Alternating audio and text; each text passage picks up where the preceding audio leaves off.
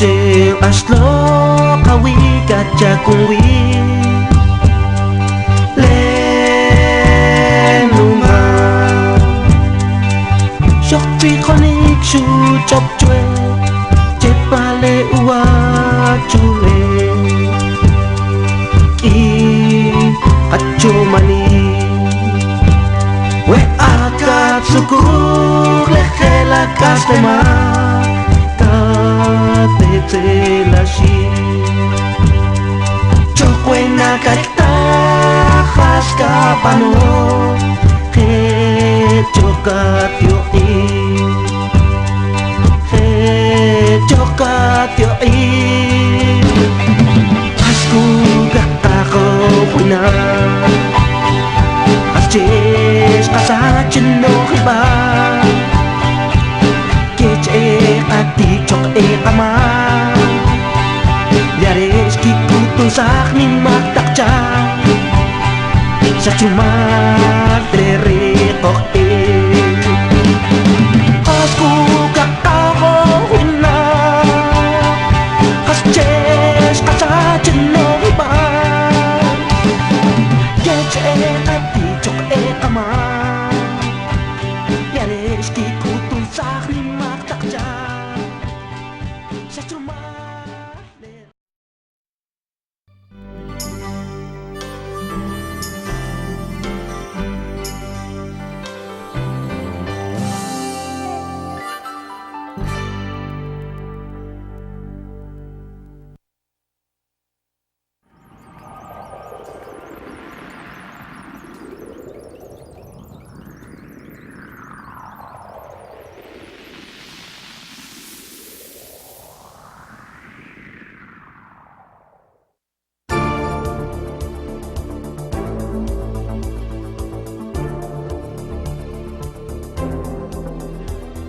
Derechos de los pueblos indígenas.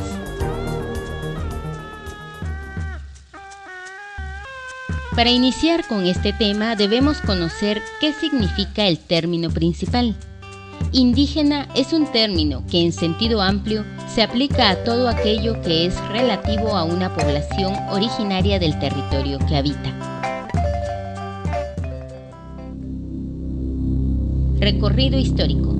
En América las civilizaciones indígenas predominantes fueron los aztecas, los mayas y los incas. Los incas fueron la civilización más compleja que se desarrolló en la América del Sur, constituyendo un vasto imperio que abarcó los actuales países de Perú, Bolivia, gran parte de Ecuador, el noroeste de Argentina y el norte de Chile. Los aztecas establecieron México Tenochtitlán, en el centro del Valle de México, expandiendo su control hacia ciudades-estado ubicadas en los actuales estados de México, Veracruz, Puebla, Oaxaca, Guerrero, la costa de Chiapas, estado de Hidalgo y parte de Guatemala. Sin embargo, en Guatemala prevaleció la civilización maya, quienes desarrollaron el sistema de escritura más completo de todos los pueblos indígenas americanos. Desarrollaron un calendario muy preciso con un año de 365 días. Utilizaban un sistema de numeración vigesimal que contaba con un signo para representar el cero. Una sociedad prehispánica con una situación bastante importante en el tema de la educación, de los valores. Un pueblo, su desarrollo estaba vinculado a su entorno a las montañas, a los ríos, a su siembra, a la relación con todo lo que le llamamos madre naturaleza, ¿verdad? La conquista española.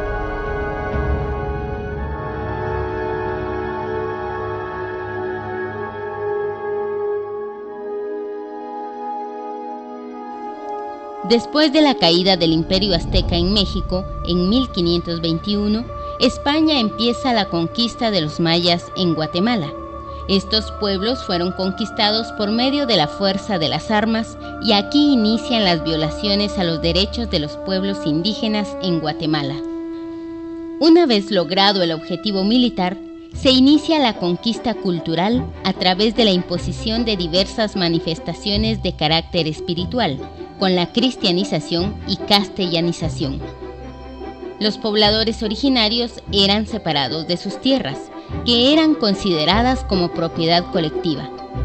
Este hecho provocó pérdidas tanto en el aspecto económico, al no contar con su medio de producción básico, y en el filosófico, al perder su cosmovisión. Este pensamiento milenario de nuestros pueblos, de alguna manera con la invasión fue prohibido, fue mal visto por el invasor, porque tenía que justificar la opresión, ¿verdad? Tenía que minimizar, tenía que llegar a despreciar la cultura, la identidad de los pueblos originarios para garantizar el sometimiento, ¿verdad?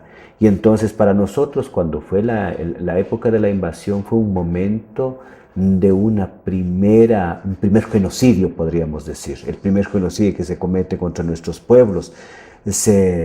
Hay eliminación física, pero hay eliminación de conocimientos. Como todos sabemos que en muchos lugares las bibliotecas de las ciudades mayas fueron quemadas, fueron destruidas por los invasores. Y entonces lo que conocemos ahora como el Chilam Balam, el Popol Vuh y otros documentos realmente son los pocos que se lograron rescatar. A pesar de la independencia en 1821, la situación para la población indígena no cambió. Las formas de explotación continuaron. En 1871 inicia en Guatemala la época liberal. Se crea el Ejército Nacional, formado por hijos de familias ricas y descendientes de españoles, para controlar las rebeliones indígenas. Además, se hace una ley llamada Reglamento de Jornaleros, para asegurar la mano de obra casi gratuita para los patrones, quienes veían a los jornaleros como su propiedad. En esta época también se les quita tierra a muchas comunidades indígenas. Asimismo, Justo Rufino Barrios inicia un proceso de ladinización, eliminando todos los nombres y apellidos indígenas de San Marcos por nombres y apellidos españoles. Todas estas medidas sirvieron para profundizar y legalizar el despojo de tierras, la explotación laboral y la opresión de la población mayoritaria del país, condiciones que persisten hasta la fecha expresadas en la exclusión, discriminación, racismo, pobreza y extrema pobreza hacia los pueblos indígenas. El conflicto armado fue el cierre de todo espacio de discusión en este país, de toda manifestación, de todo reclamo por nuestros derechos. El conflicto armado, gran parte de nuestro pueblo se incorporó a la lucha armada, a la lucha revolucionaria, porque no les quedaba otra alternativa. Estaban hablando de derechos, estaban hablando de posibilidad de desarrollarse intelectualmente, económicamente, como pueblos, como familias. La respuesta del Estado es la represión. Es decir, para la clase dominante, la oligarquía guatemalteca y el Estado de Guatemala, para ellos no tienen ningún interés de que nosotros como pueblos indígenas nos desarrollemos, porque consideran el desarrollo nuestro una amenaza para los intereses de ellos, ¿verdad? Ahí está clarísimo. Cuando comenzamos a ver las primeras represiones fuertes en el conflicto armado, empezaron a destruir las cooperativas. ¿Por qué las cooperativas? Las cooperativas realmente significaban un inicio de desarrollo para las comunidades y para los pueblos indígenas. Las cooperativas permitían de que hijos de campesinos y de pueblos indígenas pudieran terminar una carrera.